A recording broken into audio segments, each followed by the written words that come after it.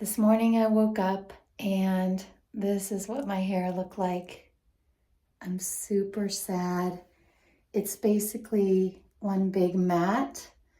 So my hair has been coming out quite a bit. I actually cut a couple inches off like a week ago. And I've been trying to really brush it consistently with basically a pick or a wide tooth type comb. And last night I didn't do it because so much was coming out and I've been having an emotionally hard time with it. And then I'd read about people saying, make sure you do that so it doesn't get matted. And here it is matted. And basically I'm scared to brush this out because that means probably this is a huge chunk of hair that's coming out. But here's the back, you can see, it was down to here, so I cut at least 2 or 3 inches. But my daughter is coming over today and I'm gonna have her help me kind of chop it up to here like a bob. I think I'll do some video of it, you'll see. Really sad. I think I'd shared in my last video that they say 50% hair kept is a success with the DigniCap. And even though I knew that this is possible, that I would lose some hair, there's nothing that prepares you for it. Like when it happens, and so many other women in those online support groups have said this, like when it happens, it's just kind of devastating. So I haven't bought any wigs. I don't want to be bald. I'm not sure what I'm doing. I'm just playing it by ear, I guess, but I'm going to hopefully have a little bit shorter hair because I literally have hair all over my house. It's amazing. You can't feel it fall out and you look out and they're down and there's like hair all over you. So yeah, that's my current situation.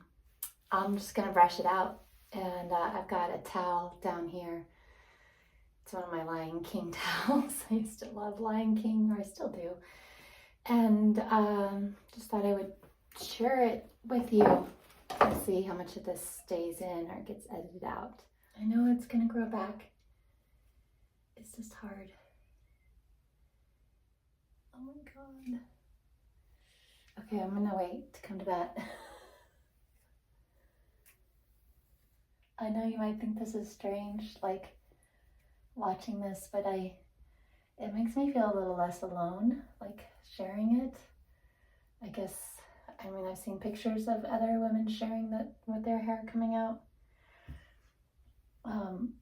but I haven't actually seen it, and maybe this will help somebody kind of see it. So far I have no big patches, at least that I know of. If you don't see this and you don't know that I am losing hair, you wouldn't know. Gosh, hair is such a thing. It's like such a vanity thing, an attachment. I often don't even like what I look like with my hair pulled up in a ponytail, just seeing my face. So it's lots of opportunity for deeper self-love and acceptance. But I know I'm not alone in this, that many women are very attached to this because based on my past and a lot of traumas, I used to think I was stupid. I was told that a lot. Not until much later did I find out I had a lot of learning disabilities and ADHD. Here's my hair before I even get to that matted area. But I relied heavily on my looks, my hair. It's hard to admit that very publicly. And thank goodness over years of wisdom and growing, I know that I am so much more than that. And it's hard.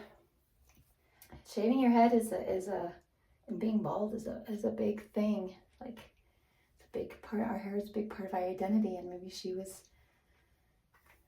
working on her mental health and that was part of it. I don't know. I'm not to judge. Okay. I think I've pretty much just combed out this front side and both front sides, and now I have to get to this big matted area. So stick this in, and it's like the beginnings of, I guess this is how people do dreadlocks. Their hair gets all matted together, but I'm sure there's a system. So I'm just gonna, I guess, start at the bottom. Ugh. it's like, it's kind of like it's stuck. So the hairs that have come out but haven't been pulled out are all sticking together. Oh my gosh. So this is like basically happened when I was sleeping. And I do feel like I was tossing and turning a lot last night on my satin pillow, which is supposed to help create less friction. I'm gonna have to just start cutting this long stuff because it's matted, so I don't pull out extra. So this morning I went to my recovery meeting. It's a women's only meeting on Zoom, and it's actually, as you may or may not know, I have 20 years or 20 and a half years of recovery from drugs and alcohol, substance abuse, a result of lots of childhood trauma. And the readings, we have readings. This is a recovery group it's a lot of people in A, there's a couple people in NA, Narcotics Anonymous, Alcoholics Anonymous. There are some women in codependency or Al-Anon. So we're kind of more of a spiritual group, I would say, that's very accepting. And we do a couple of readings every day. And so the readings were about gratitude this morning. So it was such a good reminder for me. I'm going to try to just use my hand a little bit now. It was such a good reminder for me about gratitude, because I've been really, in my head, overthinking this last week a lot about trying to move, dealing with chemotherapy and side effects, my hair falling out. I had an interview for a job, which was amazing, a coaching, health and wellness coaching job, a part-time one, which I'm excited about. Hopefully more interviews down the road. But this meeting this morning about gratitude was just so powerful, because I need to remember constantly to focus on what I'm grateful for. So I'm grateful that I have hair. I'm grateful that I have treatment. I've been on Medicaid. I'm grateful that Medicaid pays for everything. It's my understanding if you have private insurance, you'd be paying a lot still. So that's been helpful financially. I'm grateful for all the love and support I have gotten from people. So like right now, I'm just barely picking at it and a lot is coming out. I'm not even fully combing through it, but I'm getting all that matted stuff out. I cannot believe how much hair this is. And a lot of women, I think at this point, are just like shaving it and going bald, but I'm really still wanting to hang on to hair. Oh, there's more matted back here I haven't gotten yet. But who knows? I mean, I've only had one treatment of 4. I have 3 more coming. One's next Thursday, February 23rd, I think it is. And, you know, I hope to not lose all my hair. And I know it's going to grow back. And it's a big thing. One of the biggest things that people don't realize is like, it just tells, if you're bald, it just tells almost everyone that you have cancer. And the thing I've learned about this cancer journey is people kind of forget that I'm me, and they just think of me as a person with cancer. And, you know, then it becomes all about that. And there's, you know, people don't know how to handle it. So there's pity at people. There's, you know, only asking them about what's going on with their cancer and forgetting that they still have the rest of their lives. So many women in the support groups we're always complaining about, you know, we do appreciate that you all say you got this and you're strong and you can do it. But I've said this before, there needs to be more empathy and listening, like even statements like, that's got to be hard, or, you know, I'm sorry you're going through that. That's not easy. And, you know, what can I do to support you, instead of just saying, oh, you're strong, you got it. Like, sometimes we don't feel strong. When I am home alone by myself, I don't always feel strong. And I know I can reach out, I can connect with people. And it's not always easy to do that. I am going to say it again, and I'm going to keep saying it. And I want you guys to all keep holding me accountability. I'm going to have a packing party, because I'm moving while I'm going through chemo. And so my local friends who've offered to help, I'm going to invite you to come over and pack. Oh my God, this is so much hair. which is hard because it's hard to have other people pack your stuff. I guess I haven't really talked about my other side effects, and this would be a good time. My last video just shows you like the day of chemo and all the things. So what happened is my chemo was on Monday the 30th, January 30th or 31st, I can't remember. It's whatever that Monday was, the Monday. And I was taking steroids. They gave me steroids to take the day before, the day of, and the day after.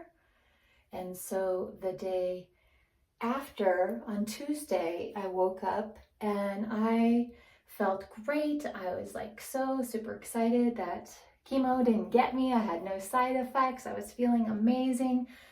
And when I look back on that day, a few days later, I realized like I was like high on the steroids. Like I was just pumped, and I took a lot of steroids as a child, and it just makes you really jittery and energetic and excited. I mean, almost manic like, but I was so excited that I feel like I didn't have a lot of side effects, so I didn't realize that's what it was at the time. And what happened is I ended up taking my last steroid for that day on Tuesday, the day after chemo, a little bit too late in the day, just because it was an overwhelming amount of everything going on. And I couldn't sleep that night. And I finally fell asleep at like 4 in the morning. And the next day, Wednesday, I was supposed to teach yoga. And so about 7 a.m., I'd woken up and I called and asked for a friend to teach for me, which I'm grateful she did. And I pretty much stayed in bed till noon. And during that time period, when I had woken up at 7 and kept trying to go back to sleep, I started experiencing this extreme pain that I have never had before. And it wasn't like muscle pain or soreness, it was bone pain. So you have 206 bones in your body, and every single 206th bone in my body hurt. So bone pain is this like just excruciating pain. It's really inexplicable. It's like it was stabbing, it was throbbing, it was dull, it was achy, it was everywhere. I felt like my head was being squeezed, my skull, the bones in my skull. And it was just unbearable. So I pretty much stayed in bed the entire day on Wednesday. And to backtrack, I had gone on Tuesday, the day I felt high on the steroids, I had gone in to get this shot called Neulasta. So they gave me just a little shot in my arm, and on my right arm, I was getting an IV of hydration because I was feeling, they say it's easy to get dehydrated. I'm like, if I'm here, give me some hydration. So I got the shot, I got the hydration. Well, it turns out that bone pain is really from the shot. So the shot Neulasta is designed to increase the white blood cell count in the bone marrow of every single bone in your body. So chemo decreases the white blood cell count, and the shot is supposed to increase it. So literally, growth spurts is an understatement, but it's like every single bone in my body was growing and creating this, the white blood cell count of the bone marrow, or the neutrophils really is what it is. And I told you a while back that I got my bone density tested and I have osteopenia, which is higher than normal, which is not good, and it's not quite osteoporosis. So osteoporosis is when you're really concerned about falling, but osteopenia is on the way to osteoporosis, which is pretty rare for someone my age of 50 to have that. And it has a lot to do with the excessive amount of steroids and antibiotics I took as a child due to my life-threatening asthma. So that's really what the bone pain was. And I was told to take Claritin the next day when I got the shot, but not before, which I found out later. Many people recommend before. And so I took it every single day, and I took a little bit of Tylenol, but I really didn't know. They didn't really tell me how much Tylenol or what bone pain was really like. And I guess only 20 to 40%, which is still a fair amount of people, women, have this bone pain side effect. And so I was obviously one of them, and I think a higher susceptibility because of the steroid use, which I did a lot of research on. And the doctors were kind of like, you know, they don't know everything about all the drugs and everything. Gosh, this hair is still all coming out.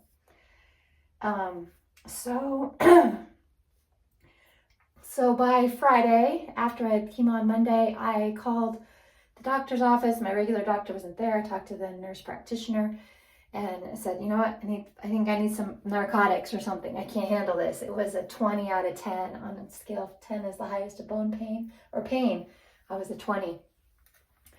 And so they sent me in a prescription. I ordered it. I used Capsule, which is this great online pharmacy. They deliver to your house. And I was in a bunch of different meetings and my prescription arrived. And then suddenly, like a light switch, the bone pain stopped.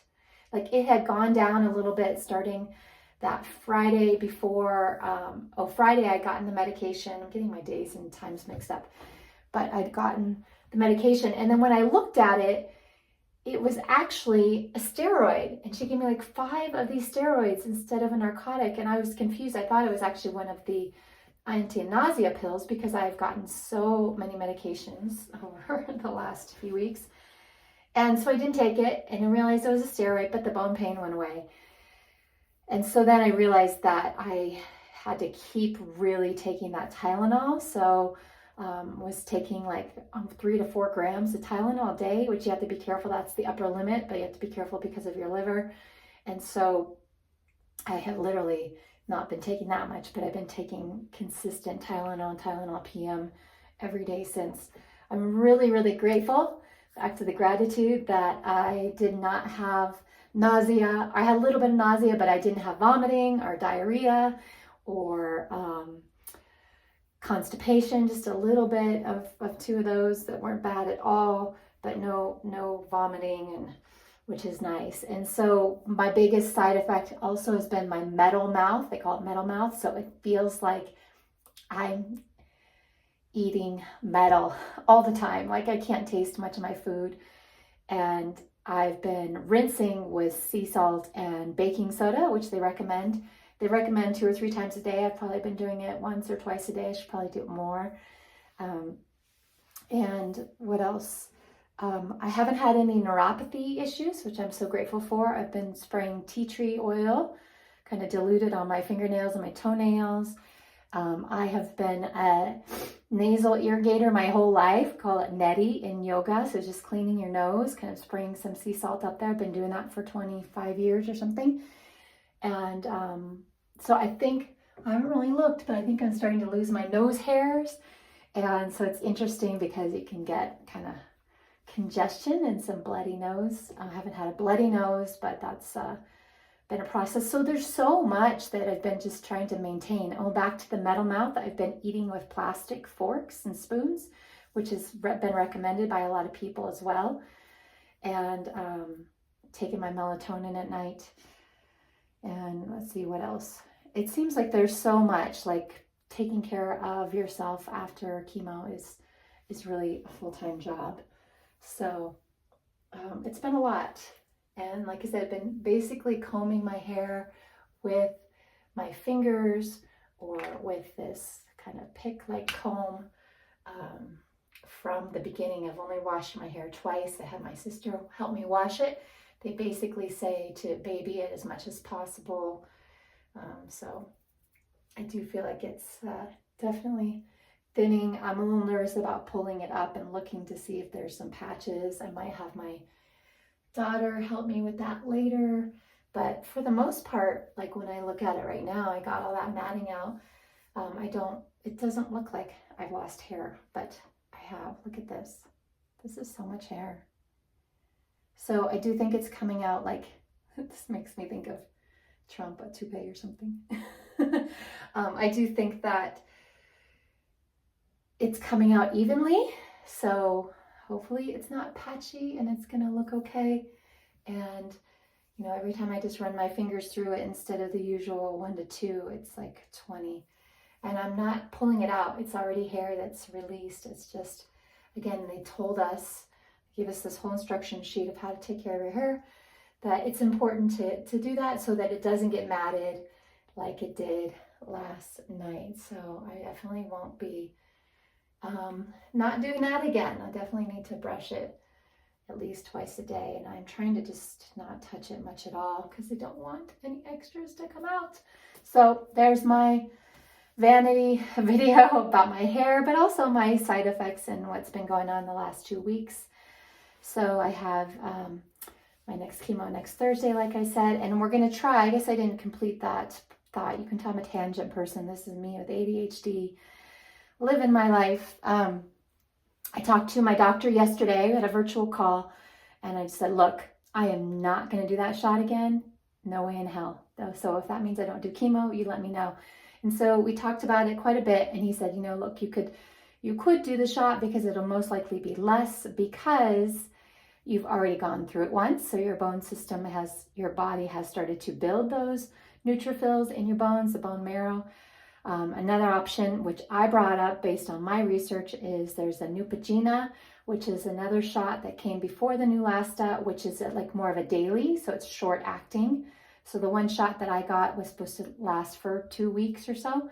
So this shot is like I would take it the day after and the day after and the day after, I think for 6 or 7 days. And he said that he's going to look into it with my insurance, whether I can inject at home, kind of like people with diabetes do. And if not, and if I do it, I can do it 1 or 2 days. And if the bone pain is really bad again, I can absolutely stop. So I won't have as much in my system as I did with the previous one. We also do blood work every single time before chemo. So they'll check my neutrophils and my white blood cell count and see where that's at. And that will help decide as well. So I might do that Neutrogena. I'm saying it wrong. Anyways, I might do that one, or I might do neither and just see how we feel. And the concern is if I do neither, that sounds like 5 to 10 days after. I just have to be really mindful and careful, because if I start to spike a fever, that could lead to a pretty serious infection. So because the chemo lowers your ability to fight off infections, and that could be a hospital visit with antibiotics and IVs and fluids and nutrients and stuff. So, of course, we don't want that to happen either. So, welcome to my life as I'm also navigating packing and moving and trying to bring in more steady work, because I'm self-employed, but I also do health and wellness coaching for companies and just hopefully bringing on another part-time opportunity. So, long video. Thanks so much for watching. Maybe I'll cut a bunch of this out. We'll see. But I appreciate your support. My GoFundMe is below. Please like, subscribe, and check out my journey. I think this will be number 17 of my video, my chronicles. So you can go back and check out the first ones and see my journey from the beginning. And I haven't been doing a habit hacking video lately. This is really, I'm back to kind of 1 video a week, barely. I missed 2 weeks with all those side effects. So I'm going to try to get back to that and tell you my updates.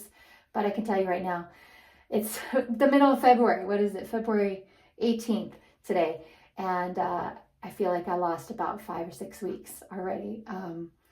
But understandable, right? I'm going through chemo, and you don't really know what's going on until you're in it. So thank you so much for joining me. I hope that you have a wonderful day, and I'll see you soon.